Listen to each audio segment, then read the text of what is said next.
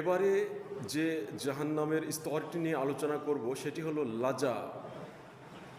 জাহান্নামের দ্বিতীয় নম্বর স্তর। লাজা শব্দের অর্থ হলো প্রজ্বলিত আগুন। এটি জাহান্নামের দ্বিতীয় স্তর। এখানে শাস্তির ধরন হলো এর আগুন এতটাই তীব্র হবে যে তা মানুষের শরীরের চামড়া তুলে ফেলবে এবং ভেতরের অঙ্গ প্রত্যঙ্গ পর্যন্ত পৌঁছে যাবে।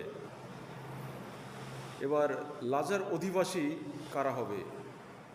যারা সত্য থেকে মুখ ফিরিয়ে নিত এবং সম্পদ জমা করে রাখত, কৃপণতা করত, তাদের জন্য এই স্তরটি নির্দিষ্ট। এই স্তর সম্বন্ধে আল্লাহ পাক কোরআনে বলেছেন, কখনোই নয়, নিশ্চয় এটা লেলিহান অগ্নি যা চামড়া তুলে নেবে। সেই ব্যক্তিকে ডাকবে যে সত্যের প্রতি পৃষ্ঠ প্রদর্শন করেছিল ও মুখ ফিরিয়ে নিয়েছিল।